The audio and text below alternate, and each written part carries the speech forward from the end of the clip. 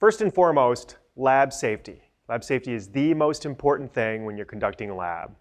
So what I've got here are some of the basics that you need for almost every lab, right? You need some type of a tray to do your microbiology in, your 10% bleach or something with the 1.5 or higher percent of sodium hypochlorite, right? Not 1.5% bleach, but of the sodium hypochlorite. Paper towel to wipe down your surface and to clean at the end. Your bucket, which I already put bleach in. And then there's the personal protective gear. Okay, so for the personal protective gear, the lab kit comes with this thing, this apron. So when you get it out, if you've not used anything like this before, it looks kind of weird. But basically all you need to do is pop off these sides, because these are actually ties. They're not something that you put your arms through, which it kind of looks like you might want you to, right? Like it's a dress. But it's not a dress. It is an apron. And so basically, the goal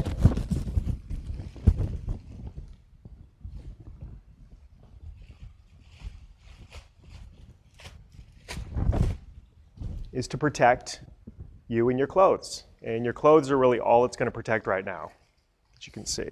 So once you've got that squared away, we also have our safety goggles.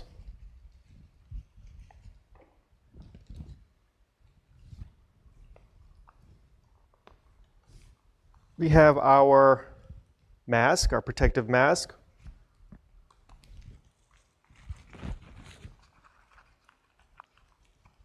It's got the little bendy thing for your nose up here. And then finally, we have the gloves. Now the gloves you want to put on before you start handling any of your microbes. When you're just assembling stuff, you don't need it. But when you're wearing your gloves, make sure that the fingers are nice and tight at the end. You don't want stuff sticking out like this, right? So you can see it's kind of flabby. Make it nice and tight so that when you're working with things, you're not going to get it caught in like a tube cap or anything. Now, I don't know if you can see this, but right now my glasses are becoming incredibly fogged. It's for two reasons: the mask and the goggles. So the mask, we never use a mask in the microbiology lab. We don't need to. And the stuff you're working with in this class, there's no need to wear a mask. If you just feel more comfortable wearing a mask, go right ahead, absolutely. But if it's fogging up what you're looking through, then you can't use it, right? You need to find some other method. In terms of these safety goggles, these are great. They've got the side protection, right? However, the glasses that I wear, which are still fogged, and now they're starting to become unfogged, are big enough. They are protecting my eyes. So this is the minimum size glasses that you could use. So if you wear glasses and yours are this big on your face or bigger, when we're in the microbiology lab here on campus at Jacksonville University, people that have glasses this size or bigger, that's good enough. Right? Now if you're worried about the sides, right, then absolutely wear your goggles, whatever you feel more comfortable with. Don't wear tiny glasses though. Remember, eye protection is key. Okay?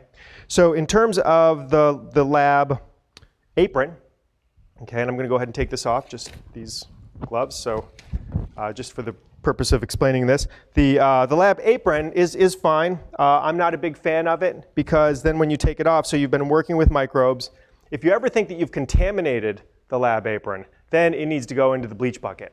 Okay, and then you need to figure out something else. If you don't think you've contaminated it, every time you're done with the lab, you want to take it off, and then you want to fold it so that the outside is inside, because if you contaminated anything, you want it to be on the inside.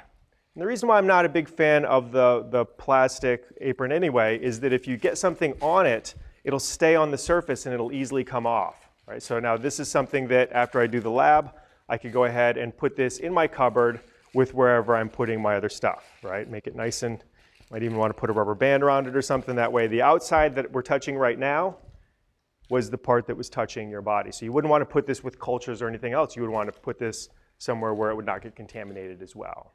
Okay, so what I prefer to use, and that's because I work in a lab all the time, is wear my lab coat.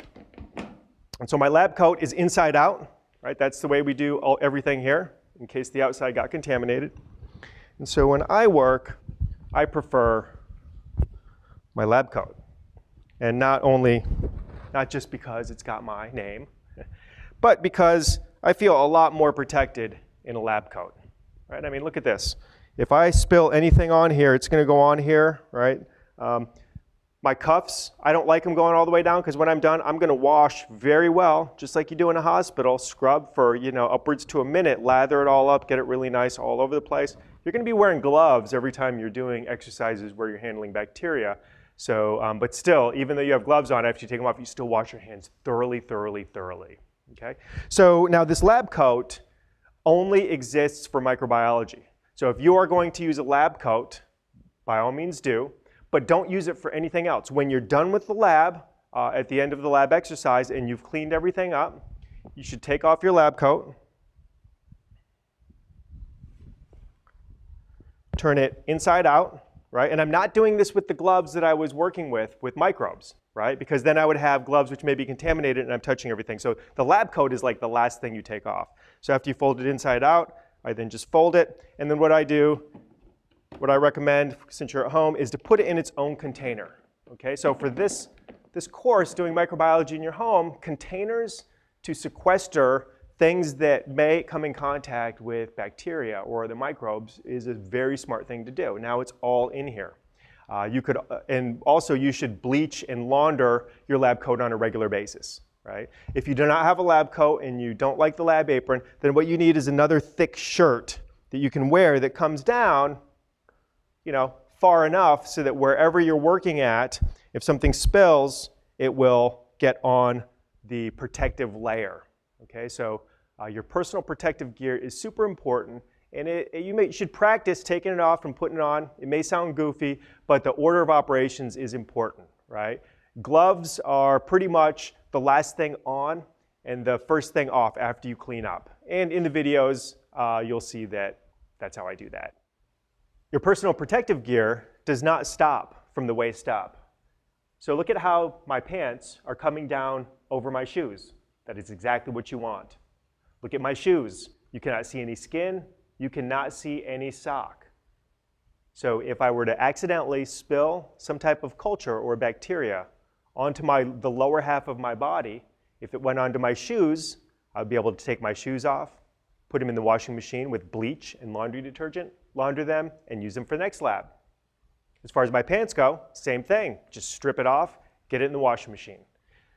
Some students in the microbiology lab actually keep a pair of pants and shoes in their drawer in the microbiology lab, and they just use the same ones the whole semester, and at the end, we autoclave them. But in your case, you just need to launder them with bleach and laundry detergent.